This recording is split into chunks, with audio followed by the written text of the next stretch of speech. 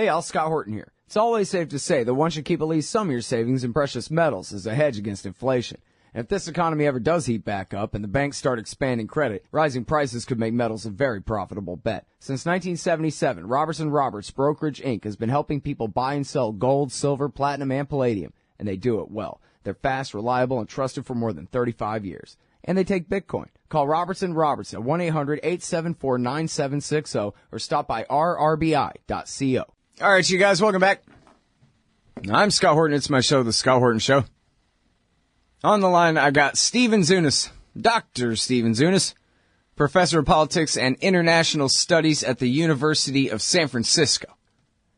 And he's got this very important article here, the U.S. role in the Honduras coup and subsequent violence. It's in the National Catholic Reporter at ncronline.org. Welcome back to the show, Stephen. How are you? Good to be with you again. Greetings from New Zealand. Oh, wow, New Zealand, huh? Yeah. Mm-hmm. Good times. Yeah, you do get around, don't you? Yeah, I'm a visiting professor this year at the National Center of Peace and Conflict Studies at the University of Otago. Wow. So I'm down in the city of Dunedin on the South Island, and it's just before dawn here tomorrow, your time. Awesome. Well, thanks for doing this. I appreciate that, especially at a off time like that, so early in the morning. But all right. So, yeah, really appreciate that. Now, so I know you have limited time, busy morning over there. So, tomorrow. So, tell us quickly, you got 10 minutes. What exactly was, as best you could tell, was America, Hillary Clinton, Secretary of State Hillary Clinton's role in the coup d'etat, before, after the fact, accessory, however you want to describe it, or whatever you want. Manuel Zelaya, the coup of Manuel Zelaya in 2009 in Honduras. Manuel Zelaya was a democratically elected president who came from a kind of establishment mainstream party. He was from a wealthy landowning family, but he recognized how desperately the country was needed in reforms, and he built new schools, helped public transportation, got free and discounted school lunches and milk for young children, pensions for the elderly, scholarship for students, raise the minimum wage, things like that make Washington kind of nervous. A place we had a lot of foreign investment and the like. There is a coup by these military officers. I'm sorry to interrupt, but when you say nervous, I mean, I think you mean not just that they want that money, but that they're afraid he's going to start nationalizing foreign-owned property, right? But did they have any reason to fear that, really? No, not really. Just because he's buying school lunches and stuff? Yeah, the guy was a capitalist, but, he believed that, when you had gross inequality, the government should play at least some role in helping out the inequities and making the market work a little better if you don't have a bunch of foreign companies running everything, hurting small business people and the like. The person who led the coup was a graduate of the School of the Americas, the notorious training center at Fort Benning, Georgia, where we brought in a whole bunch of officers who later ended up staging military coups. Now, I found no evidence that the United States itself was responsible for the coup itself, but what was really important was what happened immediately afterwards.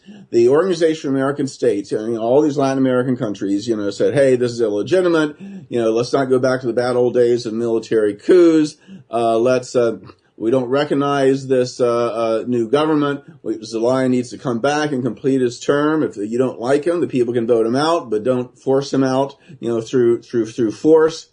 And that's when Hillary Clinton came in and said, "Oh, not so fast. Let's just negotiate some kind of compromise here. Let's not have Zelaya come back. Let's let these guys rule for a while. Let's have some elections under their military rule, and let's put this stuff but let's keep Zelaya out of power, and let's let the new guys kind of set the direction for Honduras." And that's what has happened. And there have been thousands and thousands of people killed, trade unionists, indigenous rights activists, environmentalists, human rights lawyers. I mean, you name it. In fact, just a couple of weeks ago, this brave and outspoken indigenous Honduran environmental activist who named Caceres, who'd won the Golden Environmental Prize. She was, really an amazing woman. She was gunned down in her hometown. Again, she's just one of thousands of people, including opposition political candidates, have been murdered since this coup. And in Hillary Clinton's autobiography, she bragged about her role in stopping Zelaya's return and restoring stability to the country. Interestingly enough, she dropped it from the paperback edition. Really? Yes. When some of her critics started, using this against her, but it's in the original hardback, Hard Choices, and some of these emails that have recently come out. They have her working with this guy who, what's his name? Lanny Davis. I was going to ask you about that. Yeah, Lanny Davis. Because at the time, I remember Obama had said, we don't really like coup d'etats or something. And then Hillary came out and said, yeah, we do. Coup d'etats are wonderful. I'm paraphrasing. And then it came right out immediately that her buddy Lanny Davis, who was one of her flacks going back to the 90s, was I guess owned the PR firm or something like that, was very close to the guys who had done the coup in a financial connection. He was working for the Honduran chapter, the Business Council of Latin America, which supported the coup. And it was through him she opened communication with Micheletti, who was the interim ruler installed by the military that everybody else was refusing to talk to directly because he was he seized power illegally, and basically they strategize a way to restore order and in her words, render the question of Zelaya moot, as in let's make sure this democratically elected president not get back into power. And this was when you had tens of thousands of Hondurans on the streets peacefully protesting for his return, who were being gunned down and beaten and suppressed, by this, by this junta. And it's really revealing because, you and I have talked a lot about her role in the Middle East and supporting various tyrants and occupying armies and things like that. But it's not just the Middle East. We're seeing how she's doing it in Latin America as well. Mm. Well, I actually don't remember specifically, Stephen, but I'd be willing to bet that you and I talked about this at the time.